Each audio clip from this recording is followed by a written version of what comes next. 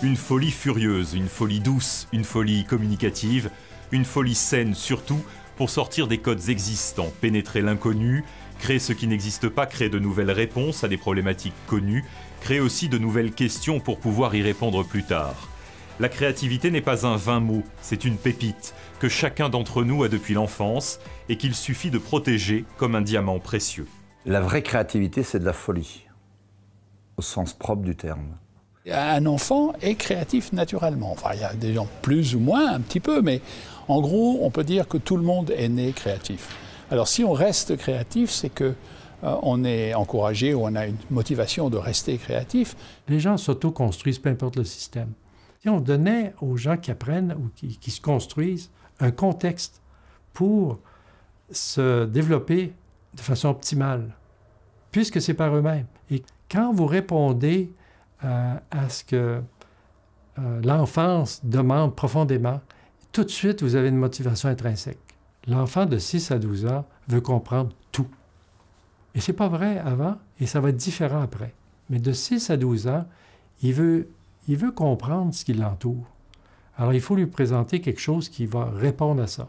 Si vous avez ça, ils vont faire le reste. Ils vont avoir de l'initiative. Ils vont se mettre ensemble et ils vont créer des projets. Par les projets, ils vont être en train d'apprendre. Alors, ce n'est pas de laisser les enfants à eux-mêmes, c'est au contraire, c'est leur donner le contexte dans lequel eux vont pouvoir se construire.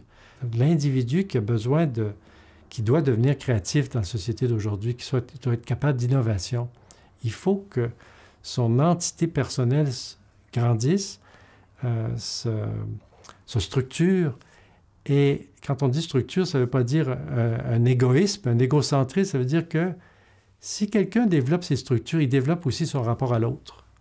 Il est capable d'être en relation avec les autres. Et on sait aujourd'hui que ce n'est pas seulement un individu créatif qu'il nous faut, c'est des groupes d'individus créatifs.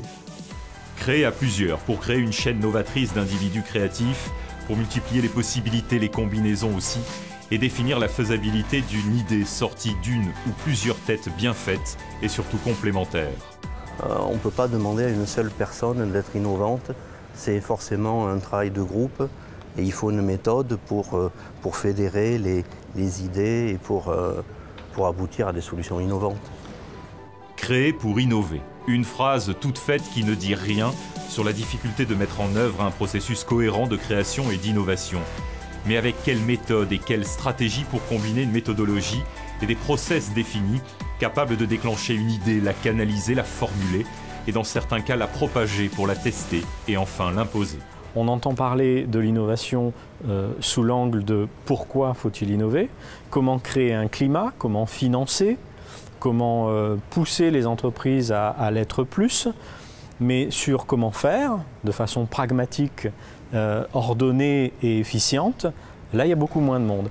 La notion poétique ou l'émotion sont des choses qui font partie de notre travail. Je dirais que ce n'est pas un but en soi. Notre but, c'est de contribuer à l'innovation, donc de faciliter l'adoption par les gens de nouvelles propositions, qui sont souvent liées à des technologies émergentes. Et cette adoption, elle passe forcément par l'émotion. Dans notre construction mentale, les premières semaines de votre vie, c'est ce qu'on appelle les paysages des sensations. Et on met tout à plat. On met le son, une chaleur, différentes sensations qu'on peut avoir, la lumière. Et après, vous allez avoir les mots qui vont arriver, les histoires et différentes couches de perception. Alors souvent, on dit, quand on fait du marketing, quand on fait du design, on va faire du storytelling. C'est très bien, mais on oublie d'utiliser cette première couche de perception qui est celle des sensations et qui va être liée à cette forme plus de poésie ou de ressenti qu'on peut traduire aussi par des textures, par des gestes, par des matières. Et ça, c'est très très important de l'intégrer dans l'innovation. Sinon, on va conduire à quelque chose où les gens disent oui, c'est très bien, mais ils ne vont pas l'adopter. Parce qu'on appelle en anglais the gut feeling, la sensation qu'on a dans les tripes, qui ne va pas être alignée avec la proposition théorique ou travaillée, et ça ne marchera pas. Donc, cette notion, je dirais, plus dans la sensation, est extrêmement importante dans le processus d'innovation. Alors, elle n'est pas toujours rationnelle. Alors, ça déstabilise des fois les gens avec qui on travaille, mais c'est un peu notre rôle.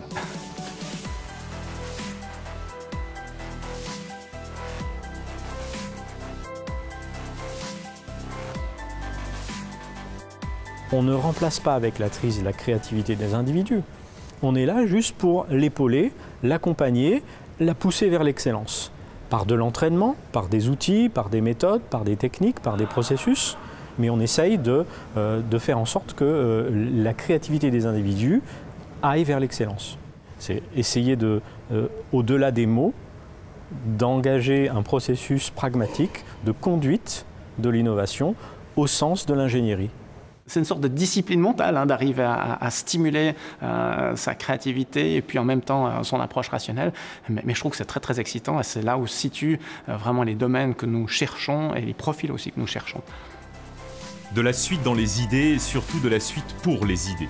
Pour qu'elles ne restent pas comme des lettres mortes griffonnées sur un coin de table, pour que l'idée puisse faire son chemin, pour qu'elle puisse exister de manière concrète ailleurs que dans nos têtes. Larry Page, quand il était en 3-6 Montessori, a passé une année en dessous de la table. Il était intimidé, il était inquiet. Il ne voulait pas sortir. Et son enseignante l'a toléré, puis il lui présentait les choses à terre. Puis elle fait en dessous de la table. Ça lui prend 1 an à sortir du dessous de la table. C'est Larry Page aujourd'hui. Au-delà des idées restées sans lendemain, des fausses bonnes idées, il y a l'idée toute simple, pile en phase avec son temps, et qui peut révolutionner le monde. Une idée développée par un homme ou par une femme qui aura su faire de sa pépite de l'enfance la lumière de son existence, grâce à un accompagnement qui aura sûrement facilité son émergence. C'est l'exemple de Larry Page, co-inventeur de Google, qui aura su puiser de son enfance atypique la force de son génie créatif.